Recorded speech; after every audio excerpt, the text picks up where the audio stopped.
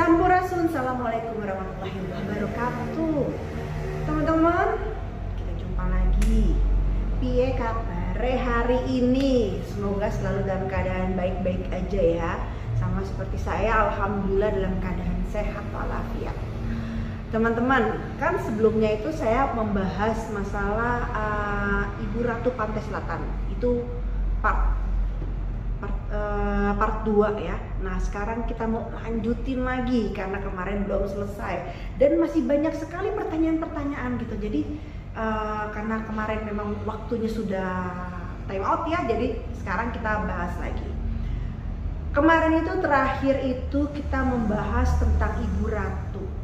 Apakah hotel yang berada di Pelabuhan Ratu atau samudra apa ya, yang ada di Pelabuhan Ratu itu Samudra Beach ya kalau nggak salah ya, apakah itu memang ada dalamnya, itu ada dalam Ibu Ratunya? Nah saya jawab hari ini. Oke teman-teman, jadi sejarahnya hotel tersebut adalah dibangun oleh Bung Karno.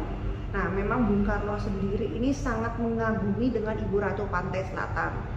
Dibangunilah hotel tersebut beserta kamar khusus gitu. Jadi memang itu bukan karena kamar tersebut itu kamar 308 itu bukan karena memang kamar Ibu Ratu, bukan, tapi kamar yang dibangun dipersembahkan untuk ibu. Nah pertanyaannya, apakah Ibu Ratu ada di situ? Jawabannya tidak gitu. Jadi ketika saya ke sana, yang ada di sana itu hanya ada perasaan-perasaan amis lah, ibarat kata tuh anyir-anyir seperti itu, dan saya tidak melihat ada energi. Saya ingin merasakan adakah energi ibu di sana, ternyata tidak ada teman-teman. Jadi kalau banyak yang datang ke sana atau bagaimana ke sana, saya tuh menyarankan tuh ya untuk apa gitu, karena yang di sana itu yang ada cuman hanya apa ya, jin-jin yang seperti itu aja, tidak ada sosok Ibu Ratu itu, tidak ada seperti itu ya. Paling cuma ada-adanya ya dayang-dayangnya itu tidak ada gitu. Jadi kalau menurut saya sih cuma hanya wasting time untuk teman-teman ke sana. Nah terus pertanyaan selanjutnya ya, jadi apakah gitu ya gerbang dari Ratu Pantai Selatan lah bahasa teman-teman seperti itu adalah di Samudra Beach? Jawabannya pun juga tidak. Jadi kalau menurut saya pintu gerbangnya itu adanya letaknya di Sukawaya, nah di Pelabuhan Ratu, dan di sana adalah gerbang. Dan memang saya pernah melihat di situ ada sudut batu, dan di sanalah sebuah energi yang besar sekali ada di sana gitu. Nah sekarang kita kembali lagi, apakah Ibu Ratu itu suka dengan hal-hal yang namanya tumbal-tumbal seperti itu? Nah aku jawab lagi, tidak. Ibu Ratu tidak suka. Ya misalnya waktu itu saya pernah lagi berada di pantai, dan saya melihat ada orang mau jadi bupati. Kalau nggak salah tuh kejadiannya udah lama, dia mau jadi bupati, dia bawa tuh si kerbau.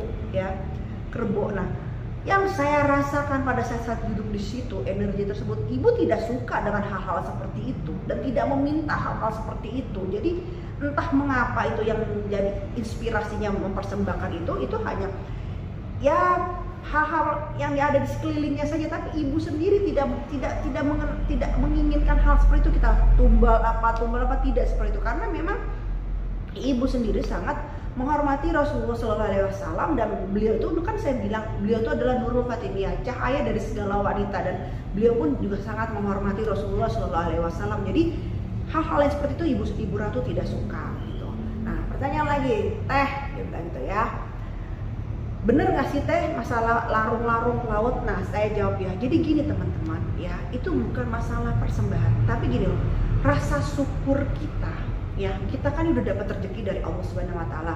Ketika kita dapat rezeki tersebut ya, kita berbagi dengan penghuni yang ada di laut, kan ada ikan, ada apa, jadi lebih masalah rasa bersyukur. Jadi bukan karena notabene itu memang ini buat persembahan nih, nggak kayak gitu konsepnya, tapi memang karena lebih ke rasa bersyukur gitu. Jadi kan teman-teman tahu bahwa di laut itu ada kehidupan. Nah hal-hal yang berbagi lah, istilahnya berbagi. Sering bertanya, lo kenapa nggak berbaginya kepada panti asuhan saja atau gimana? Loh kita nggak bisa tahu kan kehidupan manusia, mungkin saja dia sudah memberikan ke panti asuhan, mungkin saja seperti itu, atau dia sendiri juga memang seorang anak yatim atau panti asuhan. Kita tidak pernah bisa tahu sampai sejauh itu. Tapi kalau dia ingin melakukan suatu rasa bersyukurnya lebih kepada makhluk lain ciptaan Tuhan, apa itu salah kan? Tidak. Nah, jadi hal-hal kayak gitu, jadi kita nggak langsung berpikiran asal menyatakan bahwa oh pikirannya tuh A, pikirannya B, pikirannya C, pikirannya D, seperti itu enggak gitu. Jadi kita hanya tahu bahwa sebatas itu dia melakukan rasa syukur, ya wes orang apa gitu. Jadi menurut aku itu bukan karena masalah tumbal atau bagaimana, enggak. Karena kalau kita mau bicara masalah larung ya, itu bukan hanya di laut, tapi juga ada sedekah bumi. Mungkin kalau teman-teman pernah tahu sedekah bumi itu apa, kan itu nggak harus ke laut. Sedekah bumi juga ada di gunung. Nah itu ada wilayah-wilayah tertentu yang masih melakukan seperti itu, ada istiadat seperti itu, dan menurut saya pun itu tidak masalah. Karena apa? Kembali kepada niat. Gitu. Kadang gini, niat kita nih kita melakukan suatu hal baik, tapi niat kita tidak baik, jadi sama aja kan. Nah kita melakukan sesuatu, orang lihat oh itu nggak bagus, tapi niat kita baik. Jadi kembali segala sesuatunya tuh ke niat. Niatnya apa? Kayak kita sholat juga, niat kamu apa? Gitu loh. Jadi jangan langsung mengunderestimate sesuatu itu dengan apa, dengan mata yang kita lihat. Oh ya nih, mata kita melihat sesuatu. Oh, ya orang seperti ini gini kayak gitu. Jadi jangan mudah untuk berprasangka. Itu saran aku seperti itu. Nah, ada pertanyaan lagi gitu ya. Teh, kan kalau kita kembali kepada masalah film-film zaman dulu, itu ada cerita masalah buaya lah, siluman buaya, ratu buaya lah atau apa lagi, dan dihubung-hubungkan dengan Ibu Ratu Pantai Selatan, dan itu sama sekali gak ada hubungannya gitu, gak ada kaitannya, dan beda apa ya, beda level, beda kasta. Nah, jadi bayangin saya dapat bicara seperti itu, beda kasta itu gak ada hubungannya. Memang itu kan pemerannya sama ya, pemerannya Susana ya, tapi kan bukan berarti dengan pemerannya itu sama terus dihubungkan dan gitu. Tadi kembali saya bilang jangan mudah berprasangka gitu loh. Ada lagi nih pertanyaannya, Teh bilang itu kalau misalnya nih ya, kalau misalnya kita ke suatu pakai dukun seperti itu, terus menggunakan susuk apa itu yang banyak kita dengar kan, yang pada jualan-jualan seperti itu benar nggak sih Teh dari Ibu Ratu? Dan jawaban saya adalah tidak. Jadi gini loh, Anda silakan mau berjualan apapun itu, silakan aja. Mau jualan paket A, paket B, paket C, paket D, silakan ya. Tapi jangan disangkut pautan dengan hal-hal seperti itu, bahwa itu tidak ada hubungannya. Kalau oh ya nih berarti ini adalah bener nih, ini adalah dari Ibu Ratu Pantai Selatan, kayak gitu. Jadi kalau mau jualan ya jualan aja gitu, tapi jangan dikait-kaitkan atau jangan dihubungkan. Itu saran saya seperti itu. Nah, ada lagi pertanyaannya, Teh, mungkin nggak itu kan banyak tuh kegiatan-kegiatan ya, banyak hal-hal seperti itu. Teh, mungkin nggak Teh kalau yang namanya Ibu Ratu itu menikah dengan manusia? Ada yang pertanyaannya seperti itu. Sekarang gini ya, memang seorang ratu itu berdampingan dengan seorang raja atau seorang pemimpin, itu udah seyogianya. Dan seorang raja atau seorang pemimpin tentunya akan mau didampingi oleh seorang ratu. Itu udah menjadi menjadi sebuah hukum alam seperti itu kan. Tapi tidak digarisbesari, tidak menjadi suatu hal yang harus kalau itu adalah sebuah pernikahan, nggak kayak gitu. Konsepnya nggak kayak gitu. Tapi kalau mendampingi, iya, mendampingi ada kalanya, iya, tapi tergantung beliau tersebut mau atau tidak gitu kan, karena memang dilihat dari siapa dirinya beliau, rajanya itu siapa atau pemimpinnya siapa. Beliau juga nggak langsung ngambil keputusan oke gitu, nggak gitu juga, tapi harus dilihat juga faedahnya apa, seperti itu. Nah itu yang menurut saya. Terus ada lagi pertanyaan yang masuk ke saya bahwa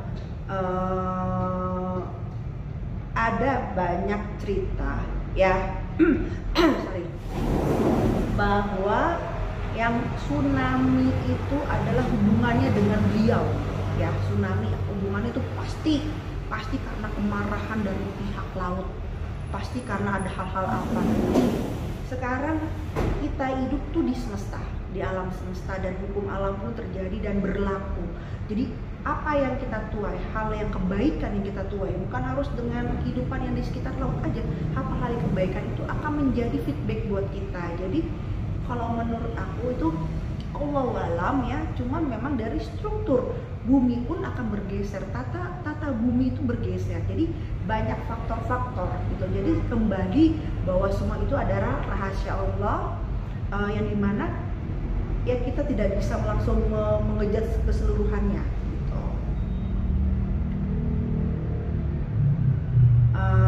Oke.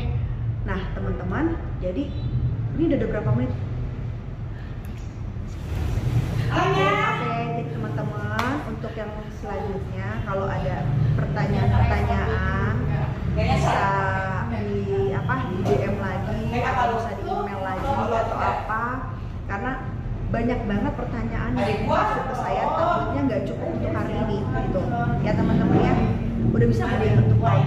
Oke, sampai ketemu lagi di part-part selanjutnya dan semoga bermanfaat. Assalamualaikum warahmatullahi wabarakatuh.